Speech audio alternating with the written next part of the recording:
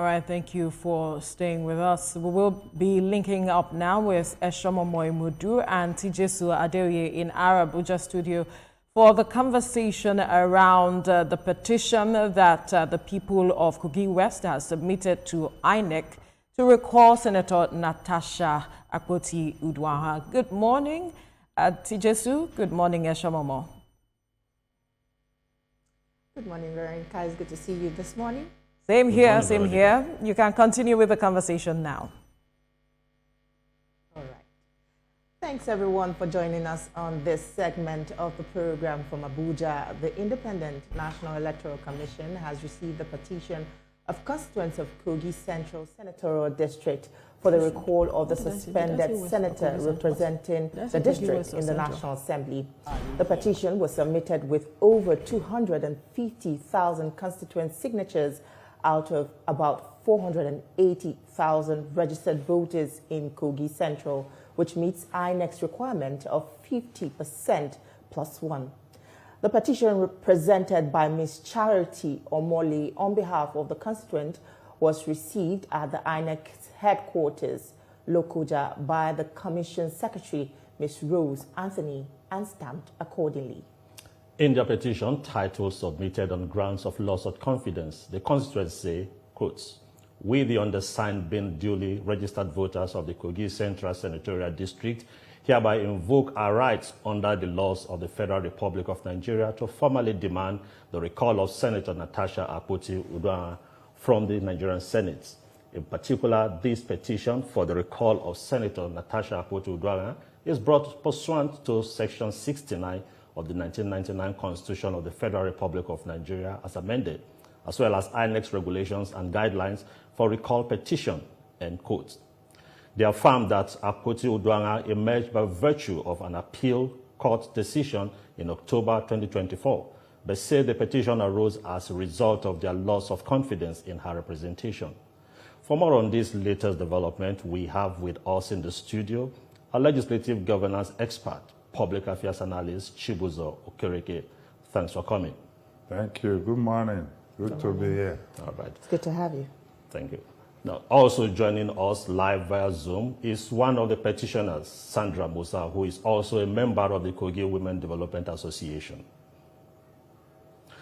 Okay, I guess she will join us in the course of this discussion. So the focus is on Senator Akpoti's recall. Yeah. Now, since the 1999 Constitution became operational, there has not been a successful case of recall of any lawmaker.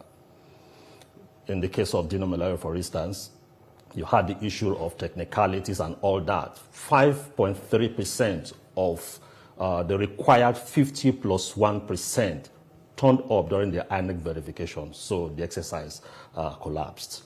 Now, in the case of Natasha, how would this case be different from the trajectory we've had all this while?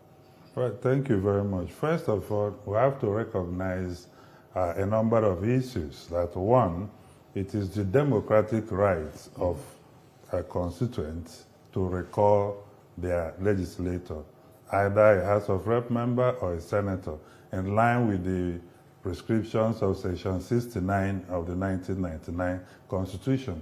And the interesting fact is that that particular Section 69 never prescribed, conditionalities, except to the fact that the constituent said that we have lost confidence. So loss of confidence. So when you see on a petition, loss of confidence is not a witch hunt or a kind of any other thing, but what the Constitution had said is the requirement for people, constituent, to move to recall their members. So legally and constitutionally speaking, it's within their legal right to do so. But in terms of realization and the operational possibility of that, is not a tea party. In fact, it is more difficult than conducting a normal election. Because if you follow Section 69, and then the Electoral Act Section 2, and then the INEC guidelines and regulation issued pursuant to Section 160 of the Constitution, and to the fact that it has 3 levels of heavy, logistically loaded activities. Starting with number one, which is that more than 50% plus one of constituents have to sign a petition. And people must know that a petition has been signed and submitted does not mean a recall has taken place. In fact, it is the lowest level of the activity. It's just an expression that we have lost confidence in this particular lawmaker and we intend to recall the lawmaker.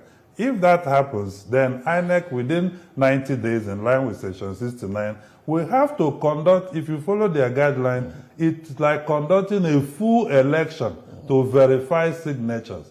And by that guideline, Section 1 of Part 1, Section 1 up to 8 of the guideline, they have to appoint verification officers. The petitioners will appoint agents with their photograph. Even the lawmaker seeking to be, the lawmaker they want to recall, the INEC will notify the presiding officer of that chamber. The lawmaker has the right to appoint agents to supervise the verification process, and it's going to be conducted across the entire polling unit.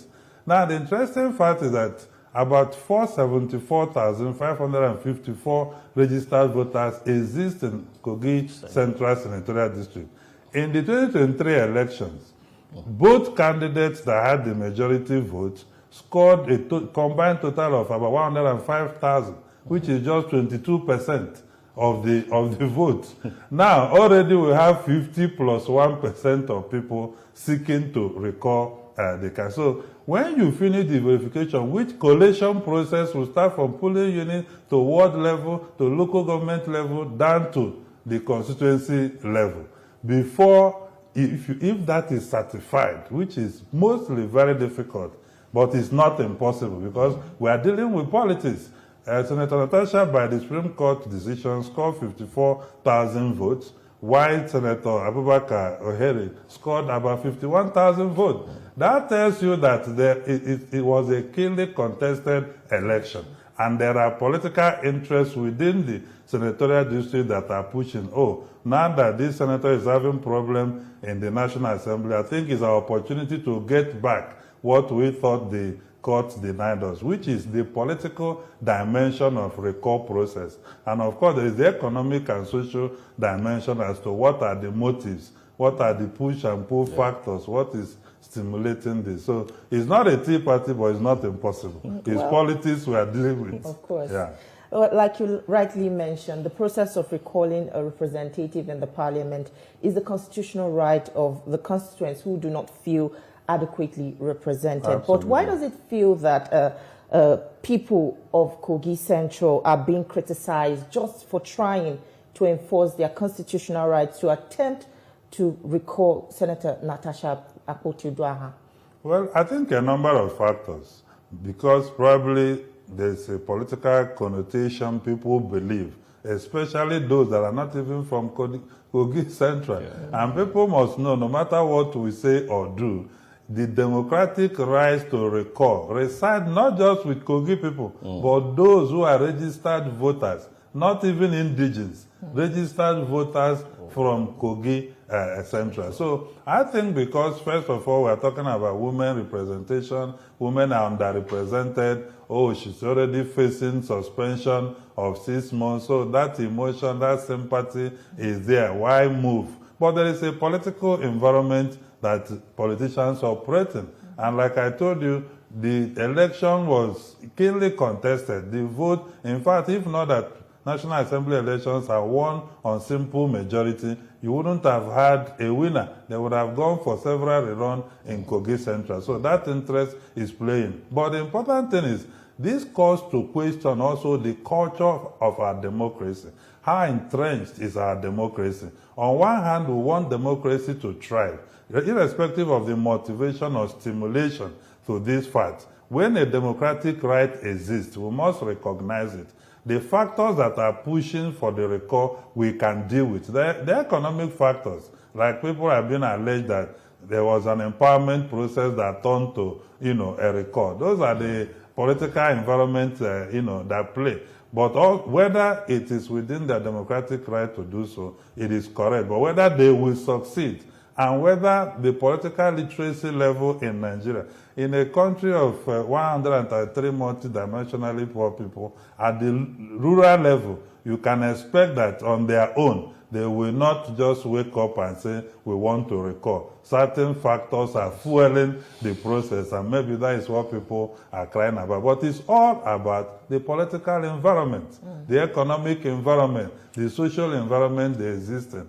But I personally think that the process should be allowed to play out, and it's almost impossible for even the verification process to pass, except the senator is not on ground. Well, Ambassador Okereke, who definitely continue this conversation, but that will be right after this break. Stay with us. We'll be right back. Life is politics.